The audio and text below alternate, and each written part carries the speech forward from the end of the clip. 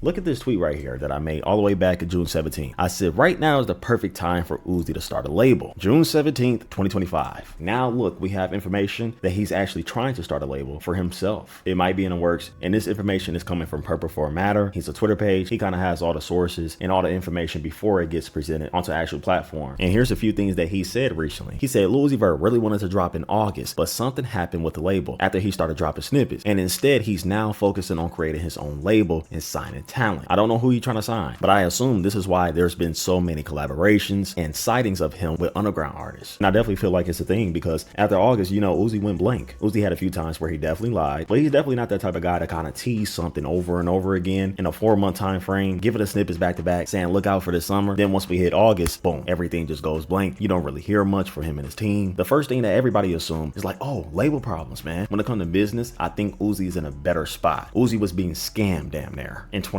Y'all know the backstory behind that. He got a management deal with Roc Nation now. He's still involved with Generation, and he dropped EA2 already. Y'all always say that's to get the ball rolling. That was his Frank Ocean move, right? So when I hopped in court with my friends and stuff like that, or just YouTubers in general, I always bring up the fact that I feel like Uzi is working on something bigger than just music. The biggest thing that he's been doing since August is him pushing new talent, being surrounded with new talent. Even before August, I don't think he's going to sign a guy like Netspin or something like that, but there are times where he would just show love blatantly on a story, on live, just giving out hints that he is somewhat tapped in. He knows what's going on with the scene, and it's always been a thing, but this year specifically has been that year where you can tell that he's fully diving in. And the main reason I made this assumption all the way back in June 17th is because I haven't seen Uzi this active with our scene since Fago. That was 2 or 3 years ago. He was posting him nonstop on his story, even though he already was signed to Cactus Jack. The whole fact of Uzi showing love is something I'm definitely seeing now, and it's not just one specific artist. There's tons of different artists I can name right now where he's kind of been involved, having studio time. He working with New Pride, posting stories here and there, previewing tracks where he's doing a remix of an artist that we already tapped in with, like Osama Son, for example. So the hints was always there. We kind of just needed that push or that confirmation from a reliable source to tell us it is an idea or something that he involved in. But it's almost like 2019, 2020 opium, where you're not going to see Cardi come out and say, this is my new talent. These are the guys I got right now. He's going to drag it out, let the people talk so we can build anticipation and we can have hype and build up to see if he's actually serious about it. And throughout this video, I'm going to bring up 3 points on why I think he should actually start this label. And I'm going to bring up one major point on why I think it may not work out. So first of all, we all know that Uzi has been a huge influence for the whole underground wave. Come on, man. Like he said recently when he hopped on that live, and he explained to a lot of people, not just Nine Vicious, that bro, he a pioneer in this shit. He is a blueprint to the swag, melodic flows, tropical sounds, brighter, lighter, fast-paced sounds. I hear it with new music when I see people take bits and pieces from EA, for example, with futuristic sounds, or Love is Rage 2, for example. Sonically, you can hear what people are taking from Uzi and kind of make it into their own thing. And the reason you may not see people bring that shit up is because we're so caught up with the Cardi wave. And that's why you see fans get upset, because he could have had a label going years ago. It was more noticeable, way more out there, and more strong. You can tell who was taking bits and pieces. But when you have a guy like Cardi, who's a part of that wave that made his own thing, had an impact recently with Whole Lotta Red, right? Well, not recently, but 4 years ago, right? He had a huge impact with his swag, his vibe, his music, the rage wave. Of course, you're gonna see a lot of new fans that might not know about Uzi's influence, because no matter what way you put it, it's somewhat being overshadowed by a guy like Cardi. Because when you look at his branch off, he has so many artists that are hot under him that kind of took bits and pieces from him. You got Yeet, you got Ken, you got Lone. He has a label, he has Obi. You got a guy that's hot right now in the underground scene like Osama Son, who dived in fully with that shit. So of course people not gonna pay their dues to Uzi as much as they do with Cardi. Cardi currently still having his impact. Uzi is still there, he just hasn't done anything with it.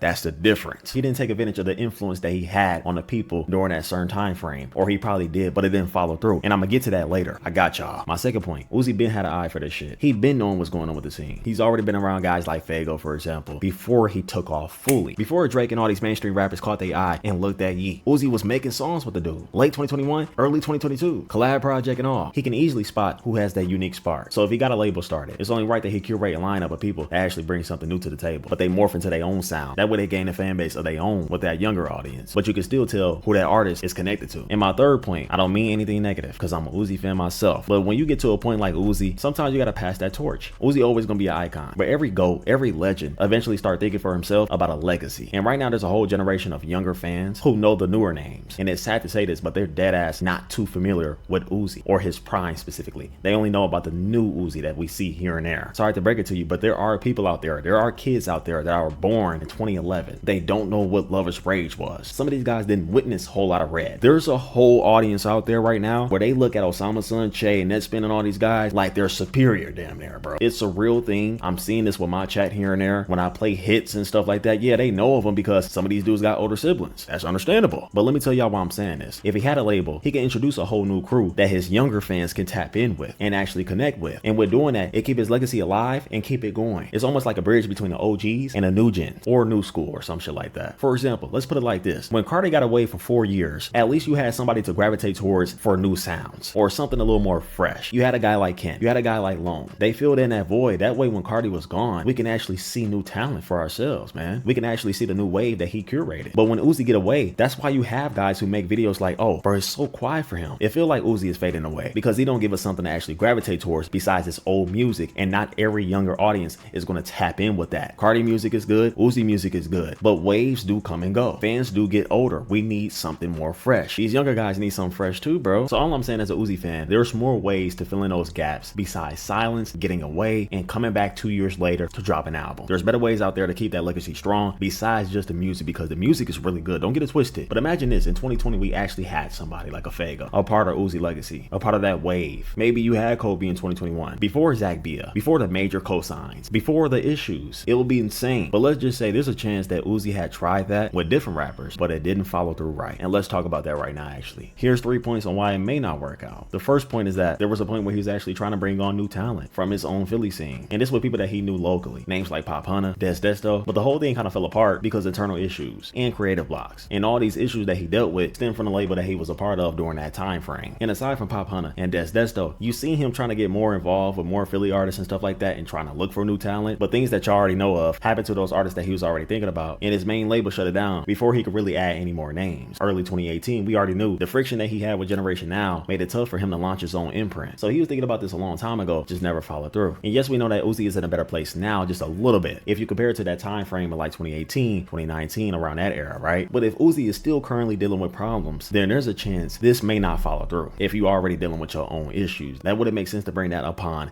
new artists that trying to get that spark going. And for anybody that's familiar with business, they might not sign to a guy like that, you know, just keeping it real. Point 2, let's talk about those creative blocks. There wasn't no balance. Why in that time frame was Uzi trying to make his label Philly oriented? I do feel like there's good music out there, definitely, but it's Uzi we talked about. Bright, futuristic, lighter sounds, melodic wave, the what? A. Yeah, that guy, the weird guy, the Uzi that we love. I just don't think his fan base now is going to want a drill rapper. During that time frame, besides Pop Hunter and Des Desto, you couldn't name a guy that was actually making music that fits that lane of Uzi from Philly. And if he signs some guys now, I'm not saying he got to bounce away from Philly. You can still keep your eyes on it, but you want to balance it and get those guys from ATL. You might want to get a guy from LA who got a spark going for himself a little bit. That might be independent right now. He only got 20K monthly, but he's fire. He morphed it, got his own sound a little bit, but he has potential. Look at Chicago, or maybe take a turn and go down south and look around there. When it comes to business, I don't know if that's the best move to block away every other state just because you want to focus on Philly. It's not just Philly that's inspired by him, bro. Something that he should understand is that his whole wave, his influence is worldwide. Don't limit yourself. Grab new talent from everywhere, man, and still show love to your city, bro. A third point is that a lot of people are signed right now, bro. You want to be cautious. I know a lot of y'all saying, yo, he could sign Prettifun right now, or he could sign Fago. No, those guys are already signed. They already have major deals. Prettifun signed to Victor. Lucy Bedrock, he's already signed too. Molly Santana's locked in. She got Victor behind her. Dude, the people that y'all think right now most likely won't be signed unless they're down to pay up that huge advance that they got, recouping albums or money to get out that deal and break that contract, man. You know, everything is different. So the goal is to find that guy that has that small spark that's not popping fully, 5 to 10K range monthly listeners. He has bits and pieces from Uzi. Maybe he got a whole different melodic wave going on. And I spoke to my guy Millie about this, aka Keemel the A guy, but Uzi can either take the route of making this label where it's backed up by a bigger label or a major label, right? Like a Universal, Generation Now. But he's already had problems with them in the past, so maybe that might not be the choice. Maybe it might be backed up just by Uzi. It might be his funding, and we're not trying to pocket watch, but Uzi got breached. Cardi was doing that at one point in 2019, 2020. Before we found out that Ken Carson, the Story Lonely, was signing to Interscope, there's a chance he could do that himself to get the ball rolling, and then eventually these guys get their own deals. That guy that we might not know about right now that's signing to Uzi label, maybe for right now he's being funded by his own music and by Uzi, and then over time, once he get that spark going, Interscope hit him up like, you can sign with us, but you can still be a part of that collective, that group that Uzi got. I heard it was even talks about Skaiwater signing all the way back in 2022. He was in the talks with Interscope, labels like that, before he just moved on to where he signed to right now. So it really depends on what Uzi does. Do he want guys to label themselves even though they are part of a whole label, like a Skaiwater, for example? Or think about YVL, right? You got a whole bunch of guys like Tana,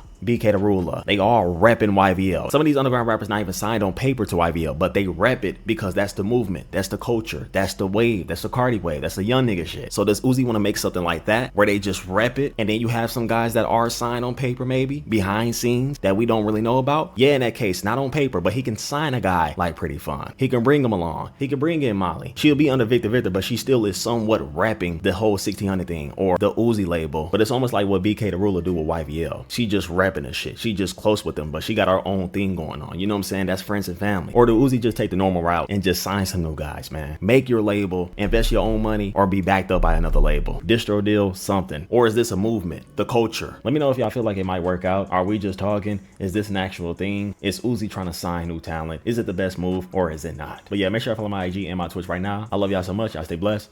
Peace.